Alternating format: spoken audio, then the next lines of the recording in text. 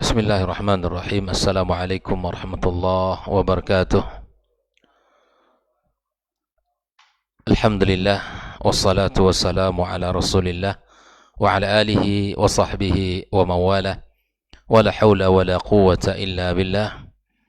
Allahumma inna nas'aluka ilman nafi'a wa rizqan tayyiba wa amalan mutaqabbala.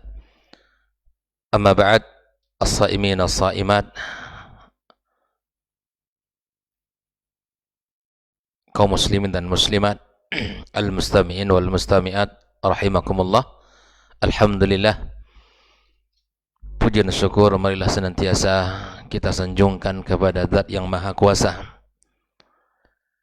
yang selalu melimpahkan nikmat dan karunia-Nya kepada kita yang tak berdaya ini, kepada hamba yang selalu punya kekurangan dan kekhilafan ini. Mudah-mudahan Allah senantiasa memberikan kepada kita kemudahan di dalam menggunakan nikmat-nikmat ini sebagai bentuk dan wujud rasa syukur kita kepadanya. Syukur tidak hanya melafazkan ucapan alhamdulillah, dan syukur bukan hanya sekadar kita hanya memujinya, namun kesyukuran itu mestilah dibuktikan pula dengan amalan-amalan yang dicintai olehnya. Al-jawarih, anggota tubuh kita, selalu berusaha untuk menunjukkan, membuktikan kecintaan itu dengan melakukan perintah-perintahnya, tunduk dan ruku' sujud kepadanya. Kemudian kita memperbanyak pula salat dan salam untuk junjungan kita alaihi salatu wassalam, yang Allah berikan kepada kita nikmat di dalam kehidupan kita ini dengan diutusnya Rasul sallallahu alaihi wasallam, serta diberikan pula kepada kita nikmat menta'zim Nabi kita alaihi salatu wassalam, ya, dengan hidayah yang beliau bawa, dengan hidayah yang dengan iman dan Al-Quran yang diturunkan kepadanya. Dengan perkataan-perkataannya kita bisa mengetahui jalan benar di dalam kehidupan kita.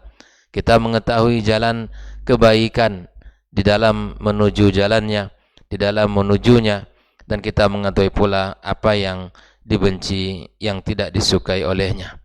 Alhamdulillah, nikmat diutusnya Rasulullah sallallahu alaihi wasallam adalah nikmat agung bagi manusia. Mudah-mudahan kita bisa mensyukuri nikmat ini dan bisa pula mencontoh dan meneladaninya. Untuk siapapun yang telah berjasa besar dalam hidup kita, tentunya orang tua kita yang paling terdepan dalam hidup ini, sebagai orang tua yang telah membesarkan kita, mendidik kita, yang telah banyak berkorban untuk kita. Semoga Allah Subhanahu wa taala ampunkan dosa-dosa mereka dan Allah tinggikan tempat di sisinya, dan Allah bebaskan mereka dari siksaan kubur dan siksaan neraka. Untuk para guru kita, para pendidik kita yang telah mengajarkan banyak ilmu kepada kita, yang telah mengenalkan sunnah Nabi kepada kita dan memberikan contoh dan teladan dalam kehidupan mereka untuk kita. Semoga Allah Subhanahu wa taala berkahi anak dan keturunannya. Ikhwah fillah, kaum muslimin dan muslimat, as-saimin as-saimat, rahimakumullah. Pembahasan pagi ini adalah tentang penjelasan fayudarisuhul Quran. Artinya Jibril alaihissalam, ya, mengajarkan Al-Quran kepada Rasulullah sallallahu alaihi wasallam, di mana hadis yang masyhur, ya, tentang ini adalah kana Jibril alaihissalam ya'ti ila Nabi sallallahu alaihi wasallam fayudarisuhu al-Qur'ana kulla lailatin fi Ramadan. Jibril datang kepada Rasul sallallahu alaihi wasallam, ya, pada setiap bulan Ramadan dan pada setiap malam bulan Ramadan. Lalu apa yang dilakukan? Fayudarisuhul Quran. Dari hadis ini kita memahami bahwa di antara keutamaan Al-Quranul Karim itu adalah di mana dihidupkan di bulan Ramadan. Ya, malaikat yang merupakan Sayyidul Malaika Jibril alaihissalam dengan manusia yang paling mulia di muka bumi ini adalah Rasulullah sallallahu alaihi wasallam, ya, mereka berdua ya duduk di dalam Al-Qur'anul Karim dengan jamuan Al-Qur'anul Karim.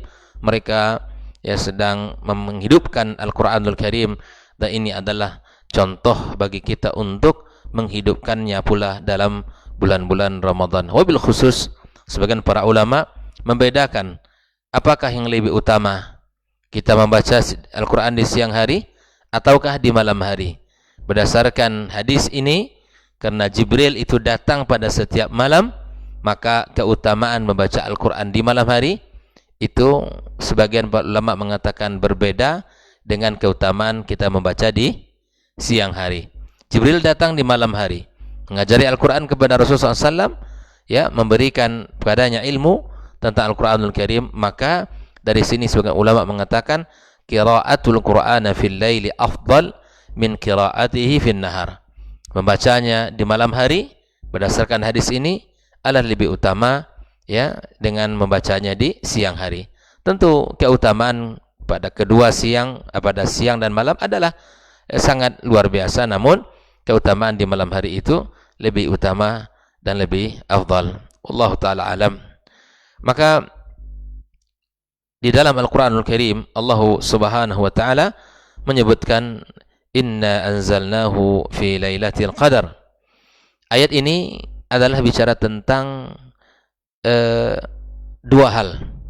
Yang pertama adalah bicara tentang Al-Qur'anul Karim yang Allah turunkan pada malam mulia.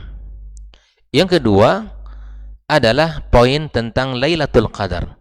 Apa Lailatul Qadar? Malam yang mulia yang disebutkan oleh ayat setelahnya, inna anzalnahu fi lailatul qadar wa ma adraka ma lailatul qadar lailatul qadri khairun min alfi syahr. Keutamaan malam Lailatul Qadar lebih baik daripada 1000 bulan. Nah, malam kemuliaan ini juga Allah Subhanahu wa taala sebutkan di dalam surah Ad-Dukhan, inna anzalnahu fi lailatin mubarakah. Allah sebut malam itu dengan malam yang penuh dengan keberkahan, malam yang penuh dengan kebaikan. Maka Al-Imam Ibnu Katsir rahimallahu taala memahami, memberikan penjelasan kepada kita bahwa kemuliaan malam Lailatul Qadar itu adalah inzalul Qur'an fi syahri Ramadan fi Lailatul Qadar. Ayat-ayat tadi menunjukkan Allah turunkan Al-Qur'anul Karim di bulan Ramadan pada malam Lailatul Qadar. Lalu kemudian Allah Subhanahu wa taala ya menurunkannya mufarraqa. Jadi Allah turunkan dari Lauhul Mahfuz ke langit bumi itu sekali turun, lalu kemudian dari situlah Jibril alaihissalam menurunkan, membawa firman Allah Subhanahu wa taala tadi, hasba al-waqa'i ala Rasulullah sallallahu alaihi wasallam, sesuai dengan peristiwa-peristiwa yang terjadi di kehidupan Rasulullah sallallahu alaihi wasallam. Karena turunnya Al-Qur'an kepada Nabi sallallahu alaihi wasallam ya selama dakwah beliau, mulai dia diangkat sampai beliau tutup usia pada usia 63 tahun, maka sekitar 23 tahun lebih kurang itulah Al-Quran turun secara beransur-ansur kepada Rasulullah SAW berdasarkan peristiwa, sebab-sebab atau kejadian-kejadian yang terjadi di zaman kehidupan dakwah Rasul sallallahu alaihi wasallam. Maka dari sinilah kita bisa mengatakan bahwa Al-Quran diturunkan Allah di malam Lailatul Qadar pada malam ganjil dari malam-malam bulan Ramadan di 10 terakhir tentunya. Tidak hanya Allah turunkan di malam Lailatul Qadar, namun ada keistimewaan, ada kelebihan, ada kekhususan pula di mana Jibril dan Nabi kita alaihi salatu wassalam, ya, disebutkan oleh Al-Imam Ibnu Katsir, mereka mu'aradah, ya. Jibril alaihissalam mengajarkan Nabi kita alaihi salatu wassalam di mana wa kana yu'ariduhu al-Qur'an fi kulli 'amin marrah. Jadi diajarkan, ditunjukkan kepada Nabi kita SAW Al-Quran sekali dalam setahun.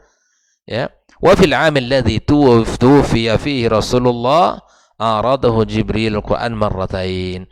Dan di tahun Nabi wafat, artinya Ramadan terakhir dari tahun Nabi wafat, maka Nabi SAW datangi oleh Jibril sebanyak dua kali. Nah, ini menunjukkan keutamaan Al-Quranul Karim, yang dari sinilah kita bisa menyebutkan bahwa di antara kekhususan, di antara keistimewaan Al-Quran itu, di bulan Ramadan adalah merupakan bagian yang tidak boleh hilang. Sehingga kata para ulama, ikhwafillah, min aghrab syai' fi hayatil muslim, bahwa kehidupan yang aneh yang dilewati oleh seorang mukmin selama bulan Ramadan apabila hari itu tanpa ia lewatkan membaca Al-Quran. Itu kehidupan aneh itu bagi. Di orang hari ini puasa tapi tidak memegang Al-Quran, itu harinya aneh bagi seorang muslim. Kehidupan yang asing. Tidak mesti itu terjadi, tidak harus itu terjadi.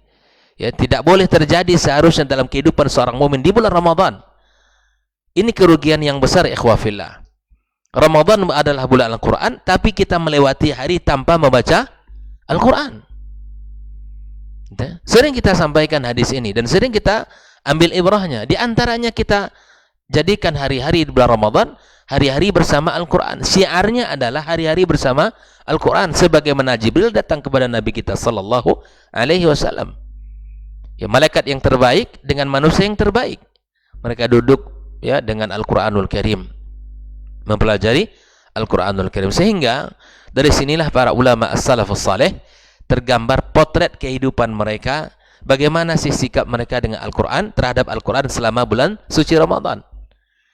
Sekali lagi, bahwa kesempurnaan Ramadan kita ya bukan hanya sekedar kita menahan dari hal-hal yang mengurangi ibadah, pahala ibadah puasa kita, tapi kesempurnaan Ramadan kita diikutkan dengan amal-amal yang dianjurkan. Amal-amal unggulan yang dianjurkan dalam bulan Ramadan adalah tilawatil Quran. Makanya para ulama, kalaulah itu terjadi dalam kehidupan melewati Ramadan, hari-hari yang dilewati, hari-hari yang berbilang itu terlewati, tapi tidak ada Al-Quran yang dibacanya, itu hari yang paling aneh dalam kehidupan seorang mukmin.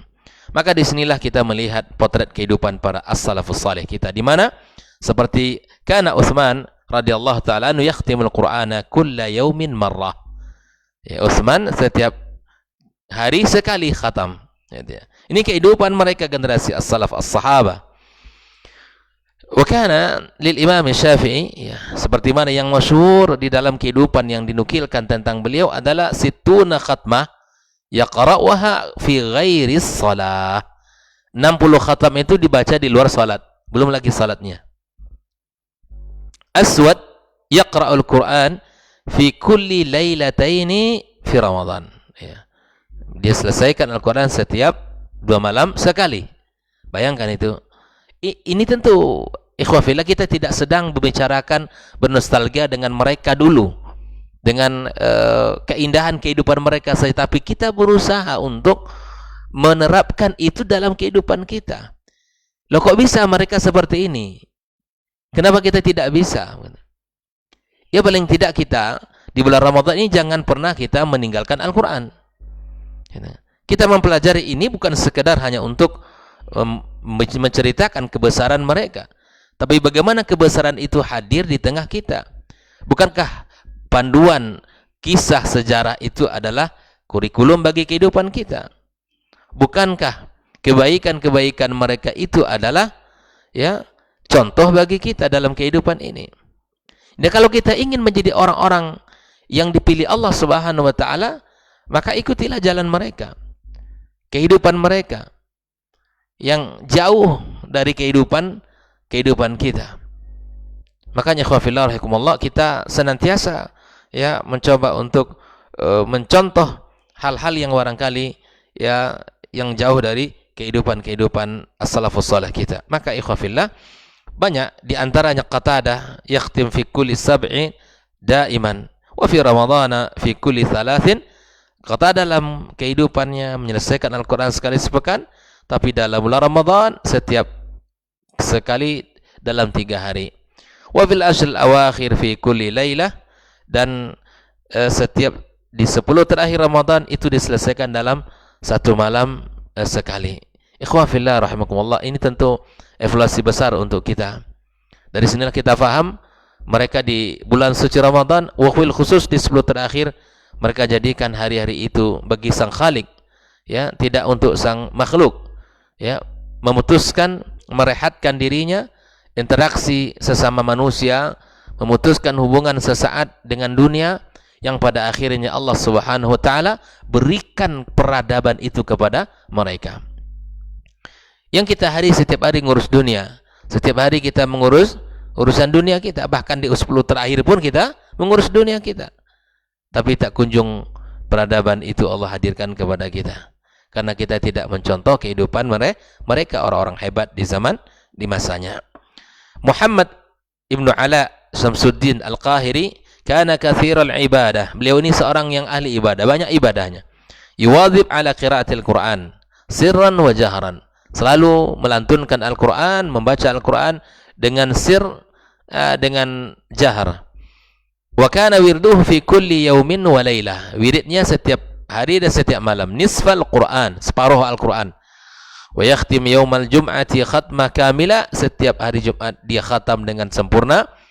Wa kana katsirul buka inda qiraatil Quran, dan sangat mudah untuk menangis tersentuh dengan ayat-ayat Al-Quranul Karim. Ikhwah fillah, hal ini sejalan dengan apa yang dikatakan oleh Utsman radhiyallahu taala anhu, bahwa ukuran baiknya dan bersihnya hati seseorang bisa kita lihat di saat kita berhadapan dengan kalamullah Subhanahu wa taala.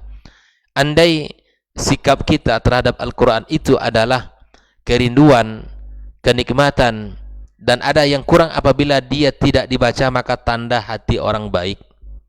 Namun apabila di saat membuka Al-Quran sudah mulai terasa berat, atau di saat dia membaca Al-Quran tidak merasakan lezat, maka tuduhlah hati kita bahwa di situ ada kotoran yang menempel, yang menyumbat dan menghalangi ya cahaya itu, kerinduan itu untuk hati kita. Ikhwah fillah rahimakumullah, cukuplah dengan melihat bagaimana hati kita dengan Al-Quran, disitulah kita akan tahu jawaban tentang hati kita itu sendiri. Jika rindu, jika merasakan manis, jika merasakan lezat, maka itu tanda hatinya lagi bersih, hatinya lagi baik, imannya lagi mantap. Namun apabila di saat ingin membaca Al-Quran saja sudah terasa berat, maka langsung tuduhlah diri kita dan periksalah ya hati kita. Di situ tentu ada noda yang menghalangi cahaya itu untuk kita nikmati dan untuk kita baca. Ikhwah fillah rahimakumullah. Nah, apa sih yang kita inginkan dari kita membaca Al-Quran ini?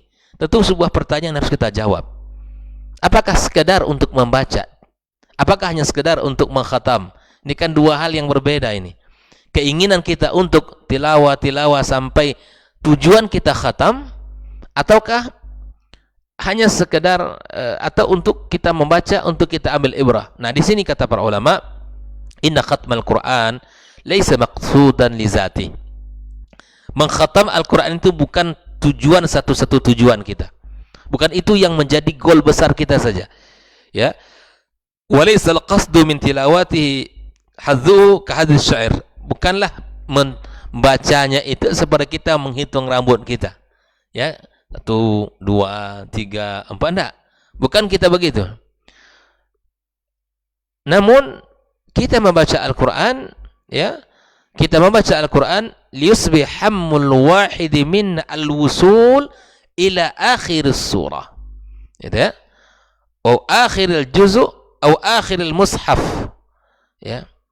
Bukan hanya sekedar kita membaca Al-Quran itu seperti kita menghitung-hitung sehelai rambut kita, tanpa tadabbur, tanpa khusyuk, tanpa kita melunakkan hati, mendekatkan hati kita kepada makna-maknanya, sampai hanya tujuan kita adalah akhir surat, akhir juzuk, akhir mushaf. Bukan itu saja. Bukan itu saja tujuan kita. Ya. Wa minal khata'. Ya, ini sebuah kesalahan. Ikhwah fillah. Bukan hanya sekadar berapa juz, tapi ada berapa ayat yang sudah kita dapatkan maknanya. Di samping kita menyelesaikan bacaan, ada berapa suratkah yang sudah kita ambil ibrahnya? Ada beberapa potongan ayatkah yang sudah kita ambil pelajarannya? Ya. Wa min al-khata' aidan ayahmila ahadan al-hamas punya semangat tinggi ini, punya semangat yang membara, ya. Indama yasma'ul athar anis salaf. Ketika menceritakan dan mendengarkan cerita kisah-kisah as-salaf tadi, kisah-kisah Utsman, kisah Imam Syafi'i, kisah-kisah yang Qatadah dan sebagainya, lalu semangatnya membara, semangatnya kuat, tapi kemudian tidak diiringi dengan amal nyata dalam kehidupan. Bukan. Ini dua hal yang salah dalam menyikapi Al-Quran. Yang pertama, kesalahan kita adalah sampai pada akhir ujung dari ayat, ujung dari surat, atau ujung daripada mushaf. Itu satu. Yang kedua, bukan hanya sekedar kita ya bernostalgia dengan kehidupan para as-salaf, dengan membaca kisah-kisah mereka, bisa kita mengambil ibrah dan bisa kita mencontoh serta meningkatkan nuansa Al-Quran itu dalam hati kita dan kehidupan kita. Maka ikhwah fillah rahimakumullah, yang benar adalah kita bersemangat di dalam membacanya dan bersemangat seiring semangat kita di dalam mengambil ibrah dan pelajarannya. Ikhwah fillah rahimakumullah, tentu mengambil ibrah bukan dilewati tanpa ada tafakkur dan tadabbur, tapi dia harus dilewati dengan mengambil ibrah, dengan memikirkan, mentadabur. Inilah dimaksud dengan bagaimana kita di antara bentuk nata'amal ma'al Quran, yaitu kita dengan cara merenunginya, mengambil maknanya dan mengambil pelajaran-pelajaran darinya. Ikhwah fillah rahimakumullah, mari kita masuk dalam menjemput cahaya Allah ini, ya, menjemput cahaya Allah ini, kalamullah azza wa jalla ini dengan semangat dan penuh dengan keinginan untuk menggali dan mempelajarinya. Di mana kita faham bahwa ada hadis yang Nabi sallallahu alaihi wasallam gandengkan, ya. Nabi menggandengkan dua ibadah mulia di hari kiamat kelak, di mana kedua ibadah ini akan memberikan syafaat kepada siapa yang mengerjakannya. Hadisnya masyhur sekali dari Abdullah ibn Amr radhiyallahu ta'ala anhu an Nabi sallallahu alaihi wasallam, as-siyamu wal Qur'anu yashfa'anil 'abdi yaumal qiyamah, bahwa ibadah puasa dan Al-Qur'an yang kita baca akan datang di hari kiamat memberi syafaat kepada orangnya, kepada sahabatnya. Yaqulus siyam, maka siyam akan berkata, ay rabbi mana'tuhu at-ta'ama was-syaraba bin nahar, wahai Rabbku, beri dia syafaat. Kenapa? Karena aku telah menahan dia untuk tidak makan, untuk tidak minum, untuk tidak melakukan hal yang mubah di siang harinya. Wa yaqulul Qur'an, Quran juga datang kepada Allah dengan mengatakan mana'tuhum nauma bin nahari, ya, fasyafi'ni fihi fayashfa'ani, aku tahan matanya agar tidak tidur, ya, agar dia selalu membaca dan membuka mentadabbur Al-Quran. Aku ambil jatah tidurnya sehingga dia tidak bisa tidur, buka terus matanya Al-Quran. Maka Al-Quran datang, fasyafi'ni fihi fayashfa'ani, maka Al-Quran datang minta syafaat kepada Allah, puasa juga datang minta syafaat kepada Allah. Maka dengan Al-Quran dan as-siyam itu Allah subhanahu wa ta'ala memberikan syafaat kepada hamba. Ini bisa kita lakukan di bulan Ramadan, kesempatan kita untuk melakukan, mengamalkan hadis yang luar biasa ini, karena puasa dan Al-Quran dua hal yang akrab dengan kehidupan kita hari ini.